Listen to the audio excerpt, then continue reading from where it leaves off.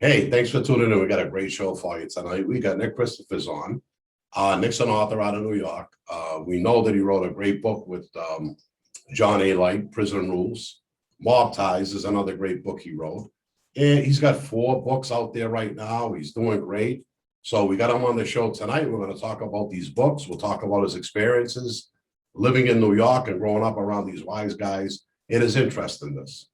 So stay tuned. We'll be right back with Nick. Thank you.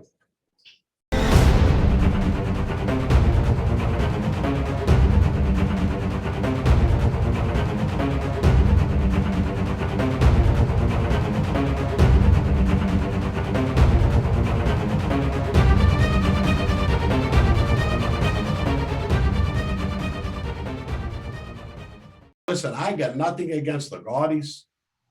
You know, John Gotti was the boss of one of the major crime families in the country. John Jr., I got nothing against him or the family, you know. But this constant barraging, I think, shouldn't be going on with any of us. You know, I'm sure John Jr. is a good guy, the family, but I don't see it. I don't care what he says he did or didn't do. You know, I got to look at him as one of us, and that's it. You know, and as far as the bullying bullshit, I got to side with John Alite, you know. And I'll tell you, he's writing books. The guy's doing everything he can. He's moving around. He's speaking with different people. He does these lectures. I mean, I think he's doing a great job. I really do. God bless him. You know, and I just hope all this nonsense is going to stop. Yeah, well, God willing. I mean, yeah, I mean, he's doing the right thing. Like he's moving forward and doing everything in a positive light. So that's what's important. Right. That's so, what it is. That's all. You know, these people should just say, you know what? At least he's doing something positive rather than negative. Right. Maybe we should just leave him alone. You know, whatever our history was, it's in the past. There's no reason to keep bringing it up. You know, this is true. Most of the, I mean, in the beginning, the public was kind of interested at the little controversy, but I think after a while they got kind of bored. It's like enough already. You know? Yeah, I think so. I just want to pull this a little closer so I could hear you. Sure. Better. Really push it back. All right. I don't hear good. I don't see good. I'm getting old, Nick. I'm doing the best I can, you know? Yeah, you're doing fine. I'm trying to figure out all this technical bullshit. Yeah, I know. Tell me about it. It's just hard every day, you know? Yeah. Sound like nowadays when everything was simple. I know. All right. I say it all the time. When I went to prison, I had a phone, a flip phone and a beeper. That was the extent of my technology. Then I come out to all of this shit, you know? It's too hard. It's hard. Yeah. I got Paulie over here. He's laughing. It's hard, Paulie. You know, every day it's a struggle. But yeah, no kidding. We're doing it, though. We're doing it. Yeah, you know? We're managing. Yeah. See, the first book I wrote, I was on, I was in Arizona in prison, and I was the education teacher there, teaching GED and all of that. And I was able to take the typewriter, IBM typewriter, back to my room. And that's how I was writing my books and all my papers and doing everything with that. It's so much easier to do everything on the computer now, you know, but still, it's still hard to get past Word and get past these other things. And then what I've done before, I can't remember. You know what I mean, Nick? Yeah, I know what you mean. I get writer's block every 10 minutes. It's too funny. So, Nick, let me ask you, we'll change the subject a little. Mafia Ties. Right. I know there's a chapter in there about Boston. Yes. And it's the Greeks that tied in with the Italian, or the Greeks that work with everybody? Well, the book is actually called Mafia Ties. Yes. The Greek Syndicates. And yeah, it's about how the Greek guys work with the Italians, or with the Albanians or the Irish, depending on what story I'm talking about and who I'm talking about. When it comes to Boston, I mentioned a couple of guys, like Willie Cazonis. Willie Cazonis, who's called Skinny Willie, used to work with, was under Jerry and Julio. Yeah, he was. Actually, he was from the West End. I know Skinny. Yeah, I know Skinny. And yeah, he was a big bookmaker. Skinny was very high in that organization. You know, because he wasn't Italian, they still treated him like a made man. You know, he had all the info, he got all the respect. So you're talking about a good guy. He used to drive around Jerry every now and then, and on the North End. Jerry and Julio, that is. Yeah, Jerry and Julio. Yeah, he was with the Angiulo family. Yep. Yeah, Skinny used to drive him around a lot. And actually, it's funny because there's a story where Jerry is talking to him and his son, Jerry's son. Mm-hmm. And he's explaining to Jerry about how you can get pinched. And he's giving him like a breakdown. And he wants Willie to educate him of what to do, what not to do. Right. Regardless of whatever his father was telling him and what Willie was explaining, he got pinched the following month. Really? Yeah. It was pretty funny when I read it. And I found the quote where Jerry's, it's a recorded, it was actually a surveillance recording that the FBI did. See, now you could see the respect that Skinny got. I mean, Jerry was the boss of Boston.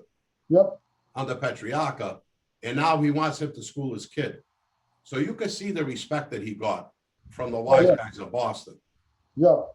You know, and when I met him, I was with Jackie Salami. I met him a few times. In the life, he was a good guy. Skinny was a good guy. There was another guy, there was a few, but the one that I'm thinking about right now on top of my head. There's another guy, Louis Venillos, who he got into a problem with Jerry, where his brother-in-law, Walter Lafreniere, I can't remember the last name, how to pronounce it, but his brother-in-law, no, sorry, his son-in-law, this guy Lou's son-in-law, was married to his daughter. So Walter was in hock to Jerry for loan shark money, a lot. Oh, okay. And Louis and his brother, I believe, they owned a strip club on, I forgot, I think maybe in the combat zone, I believe. Yeah, yeah. On the strip club there. And Jerry said to him, Jerry was telling Lou, you got to tell Walter that, because Walter got picked up. He got pinched. And Jerry was worried he was going to speak. He was going to talk. So he told Lou, you got to make sure your son-in-law doesn't say anything. Be positive. Unfortunately, Lou didn't get to him in time, and Walter ratted. Okay. Jerry got in trouble. Yeah. And if I remember correctly, Lou got whacked because of that reason. Yep. Now Skinny, and I'll tell you what club it was probably the Naked Eye at the combat zone. Because Skinny was over that club. Those guys were with him. And I know that personally, you know. So there was, when I was a kid, I used to go up there, and my father used to run one of the strip joints for them. Enrico's on the Grange Street. And the Naked Eye was right down the alley on, what was that, Washington Street, Paul? The Naked Eye. The Naked Eye. All right. Naked Eye was on Washington Street. Yeah, and the glass slipper was around the corner. Yep. You know, but when I was running on the streets, I know that Skinny was connected to the Naked Eye up there. So that might have been the club. With all that. That I didn't know. That's interesting. Yeah. Yeah, no, I know that firsthand, you know. That's when I was proposed in the family. Oh, okay. Yeah, and even though Skinny wasn't a made guy, they still told him I was proposed in the family. That's the respect they had for him. Wow. I just like that guy. That's why I'm talking about him. Yeah, yeah. You know, there's another guy. that. There was another guy that was, I'm not saying he got the respect because he didn't, because he was running around with the wrong guy. This guy, Artie Brazos, he was with Barboza, with Joe. Oh, all right, yeah. Yeah. Now he was in Joe Barboza's crew. Okay. Artie and this other guy, I'm sorry, but his name escapes me right now, Rocco, I think his name was. When Barboza was in jail at the time, they were able to post bail to get him out. Right. Artie and this other guy, Gino and Rocco, I think it was, were running around trying to pick up, trying to get some money to get their boss out. Now, Larry, that you mentioned before, Larry, oh my God, Bioni? Larry Bioni, yeah. Larry Bioni, and I think it was one of the other guys from the Boston crew, not ANGIULO, some other guy that was. No, Rafi Chong, I know the story. Yeah, Rafi Chong, that's it. Yeah. Yeah, they told him, okay, Artie, come down with Rocco and Gino, and we'll make up the difference of what you owe for the bail to get Barboza out. Unfortunately, that was a setup. Yeah, it was. Yeah, they both got whacked. Yeah, they got whacked in the North End of the nightlight. Right, the nightlight, that's correct, yes. You know, it's funny, I'm probably gonna end up doing something on Barboza sooner or later. What they did there, that's what caused him to flip, you know? And he ended up getting killed far or later. We know Barboza got clipped. Yeah. We think Joe Russo did that. That's the story in the street. Joe Russo was a bad guy, you know? But my mother used to work in the nightlight in the North End. Oh, shit. When he's Boston. My mother met Barboza. Barboza used to go, when she was in East Boston with my father Santo, my stepfather. She used to go to the Airways Cafe, and she was a waitress there, and she used to cook. And Barboza used to love her lasagna or eggplant. I can't remember. I got to ask my mother. And he used to go down there and eat all the time. Oh, that's interesting.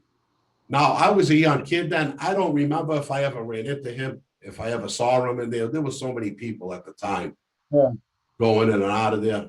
And yeah, but he was a bad guy, Barboza. Well, he's a hard face not to remember.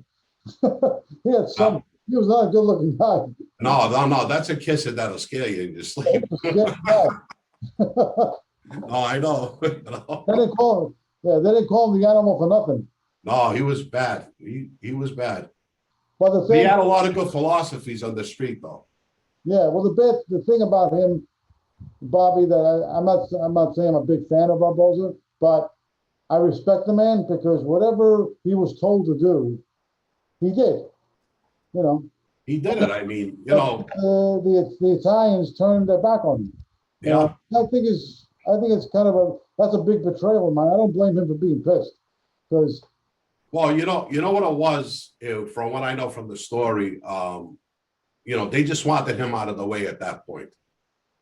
And the best way to keep him out of the way was keeping him in prison. Yeah. They never believed he was going to flip like that. You know, they didn't want him out on bail, obviously. I mean, that's why they clipped those guys. But yeah, I guess he started to be a threat, because I know all these guys, Nicky Femia, I had a run-in with him years ago. Had to kick him out of one of my buildings practically. They were doing drugs, and I think Iarati ran with him too. Billy Iarati, Bobby Italiano. Him and Billy didn't get along after the Black Fires. That was the Black Fire murder with them too. I don't remember a lot of the history, Nick, to share with you.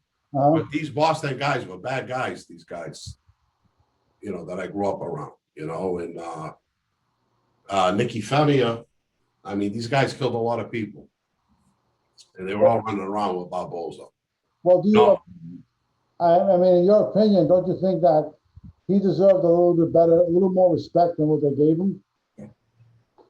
Probably, but we don't know everything. You know what I'm saying? Right. I mean, I don't agree with what they did. I think that was stupid and foolish. And it turned out to be, because look at what Barboza did to some of these Peter Lamoli, Joe DeHaas. He jammed up a lot of guys up there. He had a lot of information. I don't think they should have did that. I think it was a bad move. But when we talk about giving Joe respect, like I said, Larry Bioni was a boss up here. He was a cop of the Gene, but he was right under Jerry up here. That guy. And, if Larry called that shot, there had to be a good reason behind it. Like I said, it didn't work out, but there had to be some type of reason behind it, Nick, Well, the other thing is with Artie, with Brazos, the Greek, the other thing about him, his brother was killed by Larry Bioni. Oh, there you go. And Artie, many times, was heard at certain nightclubs and combat zone or strip clubs, always bad mouthing Larry, saying, "I'm going to whack him one day. He killed my brother. I'm going to take him out." So that news, of course, got back to Larry, obviously. Of course. So that was a more of a reason to do what they did. Larry Bioni was a stone cold killer, and he had killers all around him. I mean, I don't even know how Artie even lasted that long. You know, Me neither. that's something because you know, you hear some stories, you let some things go, but Larry wasn't the type of guy. Believe me, you know, I was around Ralphie Chong, Johnny Ciccardi, used to go hang in the Bellinopoli with them. My father was with that crew. You know, when Larry walked in that door, we had to be quiet. We had to sit. We couldn't talk. Nothing. Wow. You know? Like we weren't there in the corner, invisible. That's how they wanted us. And I seen these guys go to attention when Larry, well, it was like a general walking in a room. Wow. Yeah, no, I know. Larry was a bad guy. Well, you mentioned J.R. Russo before, who was the one who took out Barboza. Right. In California. Yeah. The interesting thing is the other Greek guy, there was another Greek guy whose name is James Halmas. Now, Jimmy was around Barboza and all them in Boston. Yeah. And also around Jerry and Julio, too. So he was a bookmaker, gambler, whatever. Nothing big. But in California, Jimmy was the one that was hiding Barboza to begin with. Oh, okay. And that's how J.R. Russo, that's how Russo found him. Because they pressured Jimmy, "Do you know where Barboza is?" And at first, Jimmy wouldn't give him up. But eventually, they pieced it together. And they figured out Barboza's hanging out at Jimmy's place. Yeah. Because Jimmy was under pressure in Boston, and he took off and moved to California. And, of course, Joe knew where he was. And figured that would be a safe place. Obviously. Mhm. In those days, there was no place that was a safe place. You know, this La Cosa Nostra thing didn't start falling apart till the 90s, the end of the 90s. Yeah, that's true. So, very true. we're still all hooked up, you know, juiced in. Now today, I don't know.